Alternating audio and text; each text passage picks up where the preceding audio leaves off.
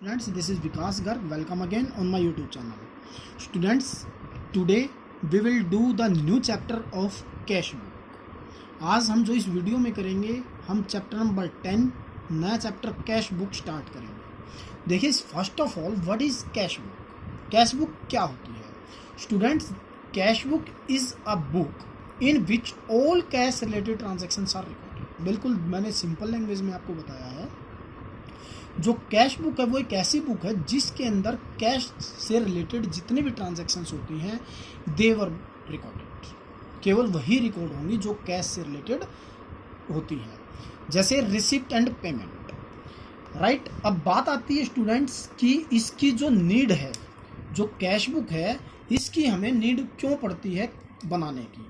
तो देखिए, नीड इसकी क्यों पड़ेगी. नीड इसलिए पड़ती है स्टूडेंट्स कि जो एक बिजनेस का साइज होता है उसमें अगर जो ट्रांजैक्शंस हैं वो इंक्रीज हो जाती हैं.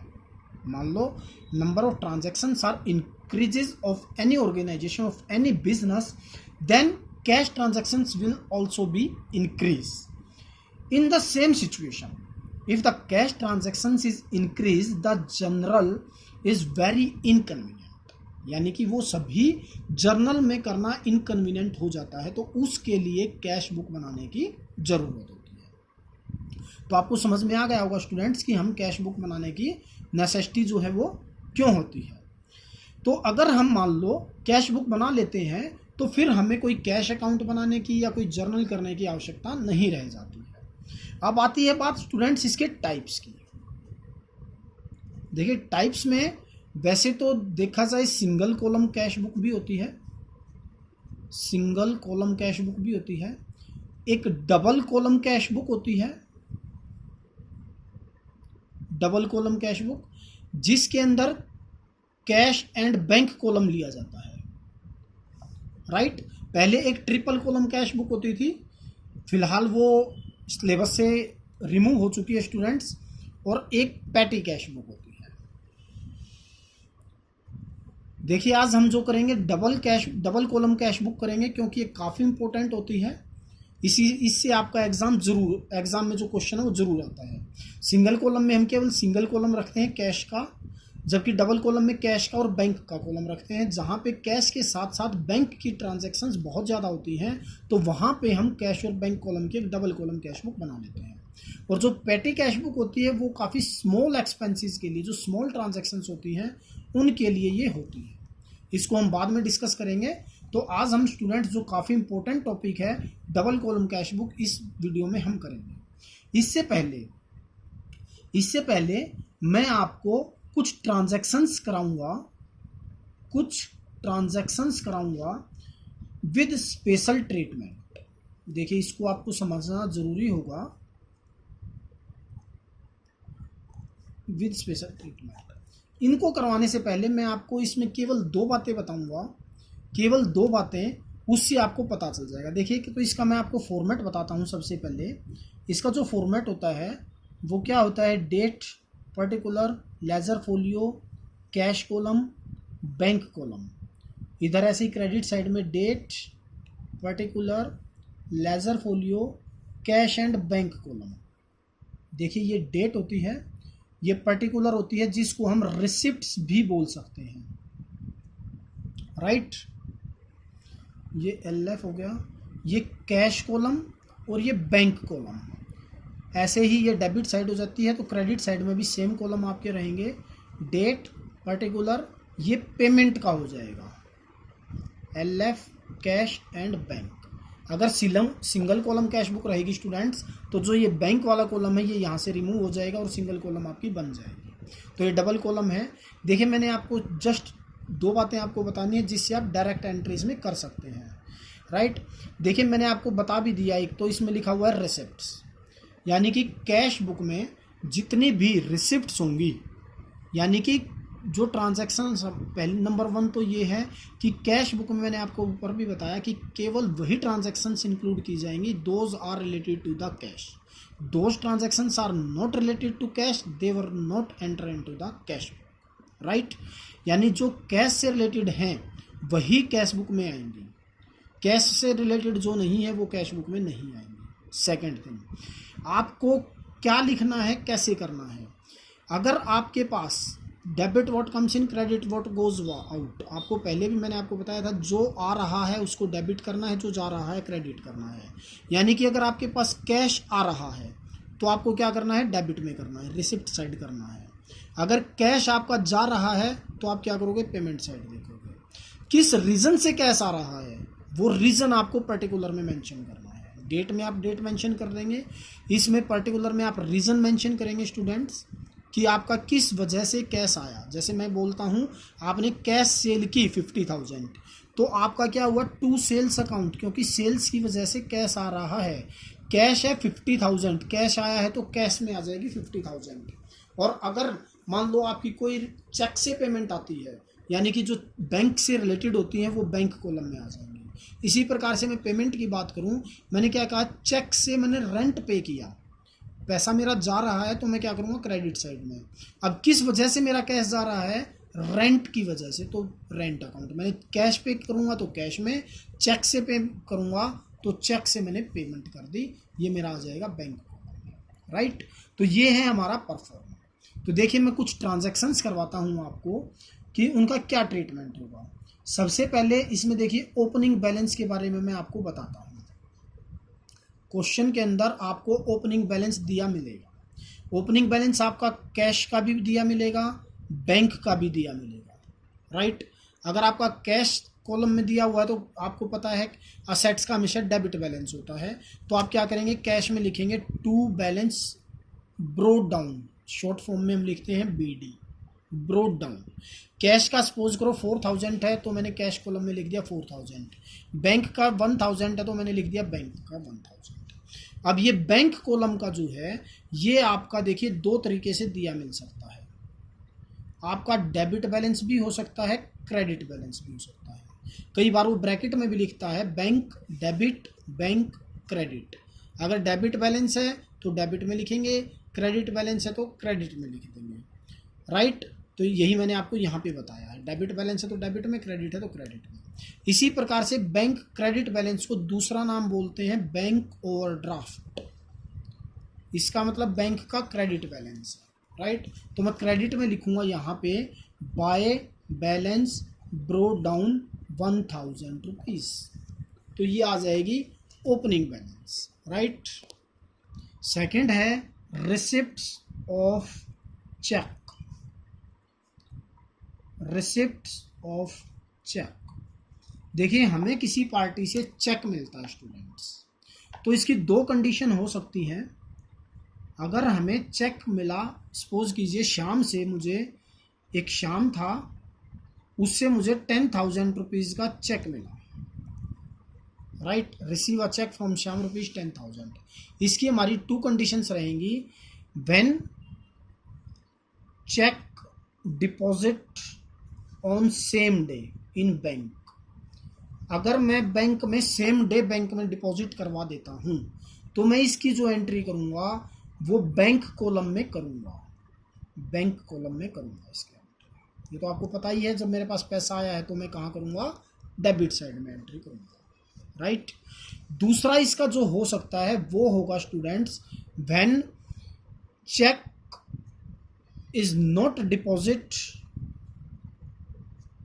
On same day. आपको पता है जो चेक की वैलिडिटी होती है वो 3 मंथ्स की होती है। जैसे चेक सपोज कीजिए श्याम ने हमें दिया 1 अगस्त 2020 को, मानकर चलिए, तो जो इसकी वैलिडिटी रहेगी इसके 3 मंथ्स तक रहेगी। तो मैं 3 मंथ्स तक इसको कभी भी अपने अकाउंट्स में डिपॉजिट करवा सकता हूँ। तो मुझे क्या हुआ, 1 अगस्त को जो चेक मिला था वो मुझे टाइम नहीं लगा और मैंने क्या किया, वो 1 वीक के बाद 7 अगस्त को मैंने क्या किया, वो बैंक में सबमिट करवा दिया। बट मैं 1 अगस्त को क्या इसकी एंट्री करूँगा स्टूडेंट्स, मैं इसको बैंक में नहीं लिखूँगा, मैं इसकी जर्नल एंट्री पास करूँगा। मैं इसकी जर्नल एंट्री पास करूँगा। जर्नल एंट्री पास क्या करूँगा, cheque in hand account debit to, जिससे मुझे मिला है, शाम से मुझे मिला है, तो मैं क्या कर दूंगा, ये 2,000 रुपीज़ का चेक था सपोज कीजिए, या मैंने 10,000 का एग्जांपल लिया था वही ले लेते हैं, 10,000 का वो मुझे चेक मिला था। अब जब मैंने, ये था मेरा 1 अगस्त 2020 को, अब मैंने क्या किया 7 अगस्त 2020 को ये बैंक में डिपॉजिट करवा दिया, तो मैं क्या करूँगा, मैं इसको स्टूडेंट्स जो कैश बुक मेरी थी डेबिट साइड में 7 अगस्त को मैं यहाँ पे लिख दूंगा to cheque in hand bank column में 10,000 रुपीज़। मैं इसको इस प्रकार से शो करूँगा। आई होप आपको समझ में आ गया होगा। इसके बाद जो नेक्स्ट ट्रांजैक्शन है स्टूडेंट्स, हम करते हैं कॉन्ट्रा एंट्रीज। कॉन्ट्रा एंट्रीज, देखिए कॉन्ट्रा एंट्रीज सबसे पहले होती क्या है, कॉन्ट्रा एंट्रीज वो होती हैं जिसमें बैंक भी इफेक्ट होता है, जिसमें कैश भी इफेक्ट होता है। Contra entries are those entries which are transaction in both side of the cash book. Suppose इसका example, when cash deposited into bank, अगर मैंने बैंक में कैश डिपॉजिट करवाया है तो मेरे पास से क्या होगा, कैश मेरा चला गया, यानी कैश मेरा डिक्रीज हो गया और बैंक मेरा इंक्रीज हो गया। तो मैं इसको कैसे शो करूँगा कैश बुक के अंदर, देखिए कैश बुक में मैं इसको शो करूँगा स्टूडेंट्स। अब मेरा क्या हुआ, कैश चला गया और बैंक में इंक्रीज हो गया। बैंक में इंक्रीज हो गया मेरा, सपोज कीजिए 2,000 रुपीज़। मैं लेजर फोलियो में लिखूँगा सी स्टैंड्स फॉर कॉन्ट्रा। तो ये जो 2,000 रुपीज़ मेरा हुआ है बैंक में इंक्रीज हुआ, किसके कारण से, मैंने आपको रीज़न बताया था, यहाँ पे रीज़न लिखना है to cash account, cash deposit करवाने के कारण से मेरा 2,000 रुपीज़ बैंक में रिसिप्ट्स हो गया है। इसी प्रकार से 2,000 रुपीज़ मेरा कैश डिक्रीज हो गया है, तो मैं यहाँ लिख दूंगा लेजर फोलियो में सी कॉन्ट्रा, और किस वजह से हुआ है, बाय बैंक अकाउंट, बैंक की वजह से जो है मेरा कैश डिक्रीज हो गया है, क्योंकि मैंने बैंक में पैसा जमा कराया है। इसका हम उल्टा भी कर सकते हैं, when cash withdrawn from the bank, तो इसकी रिवर्स एंट्री हो जाएगी स्टूडेंट्स, राइट। नेक्स्ट हम करते हैं students endorsement of cheque. Endorsement of a cheque, देखिए इंडोर्समेंट का क्या मतलब होता है, पहले मैं आपको ये क्लियर कर देता हूँ इंडोर्समेंट क्या होता है। देखिए सपोज कीजिए हमारा बिजनेस है, हमारा ये बिजनेस है, ये हमारा बिजनेस है, राइट। हमें क्या हुआ, राम से एक चेक मिला, राम से एक 5,000 रुपीज़ का मुझे एक चेक मिला है। अब मैंने क्या किया, उस चेक, मुझे किसी की पेमेंट करनी थी, मुझे सपोज कीजिए रमेश की पेमेंट करनी थी 5,000 रुपीज़ की, तो मैंने क्या किया, वो cheque as it is Ramesh को दे दिया 5,000 का, तो इसको बोलेंगे इंडोर्स करना। जब आपको समझ में आ गया होगा, जब किसी पार्टी को किसी से चेक मिलता है और उसमें बिना किसी चेंज के वो सेम चेक किसी अनदर पार्टी को दे दिया जाता है, तो इसको बोलते हैं इंडोर्स करना। तो देखिए अब इसकी का ट्रांजैक्शन कैसे करना है, इसकी ट्रांजैक्शन कैश बुक में कहीं नहीं जाएगी, क्योंकि अब जैसे मैंने आपको पहले ऊपर भी बताया था, जब मुझे राम से चेक मिला और मैंने बैंक में डिपॉजिट नहीं करवाया, तो मैंने एंट्री कर दी होगी cheque in hand account debit to Ram 5,000 rupees. Suppose कीजिए ये मेरे को 5 अगस्त 2020 को रिसिप्ट हुआ था, और मैंने क्या किया 8 अगस्त 2020 को इंडोर्स टू रमेश, तो ये मैंने 8 को कर दिया। तो मैं क्या करूँगा, रमेश डेबिट, ये भी मुझे जर्नल दिखाना पड़ेगा, to cheque in hand account 5,000 rupees. तो ये थी स्टूडेंट्स हमारी कुछ ट्रांजैक्शंस थी जो आपके लिए काफ़ी हेल्पफुल होंगी जब हम कैश बुक का क्वेश्चन करेंगे। एक और ट्रांजैक्शन मैं आपको बताता हूँ, dishonour of a cheque. Dishonour क्या होता है स्टूडेंट्स, जैसे मैंने भी एग्जांपल लिया, राम से मुझे एक 5,000 का चेक मिला, मैंने क्या किया बैंक में वो डिपॉजिट करवा दिया। जब मैंने डिपॉजिट करवाया तो मैंने अभी आपको बताया था, मैंने लिखा था to cheque in hand 10,000 rupees, मैंने बैंक में डिपॉजिट करवा दिया to cheque in hand 10,000 rupees. अब ये किसी कारण से ये चेक पास नहीं हुआ, पास नहीं होने का मतलब होता है कैश नहीं मिला, हो सकता है जिसने मुझे 10,000 का चेक दिया उसके अकाउंट्स में केवल 5,000 ही थे, तो मुझे 10,000 रुपीज़ नहीं मिलेंगे। हो सकता है उसके जो सिग्नेचर थे चेक के सिग्नेचर से मैच नहीं हुए। हो सकता है उसने चेक पे कोई ओवर राइटिंग कर दी हो या कटिंग कर दी हो, यानी कि कोई भी रीज़न हो सकता है कि जिससे चेक डिसऑनर हो जाता है, तो इसको बोलते हैं डिसऑनर होना। अब उस केस में हम क्या करेंगे, मैं इसकी रिवर्स पेमेंट कर दूंगा बाय, किससे मुझे चेक मिला था, मैंने राम लिया था, बाय राम से चेक मिला था 10,000 का, तो ये मैं बैंक कॉलम में रिवर्स कर दूंगा, ये मैं डिसऑनर हो जाएगा। तो स्टूडेंट्स ये हमारी आज की कुछ ट्रांजैक्शंस थी। नेक्स्ट वीडियो में हम इनका फुल फ्लैज क्वेश्चन करेंगे।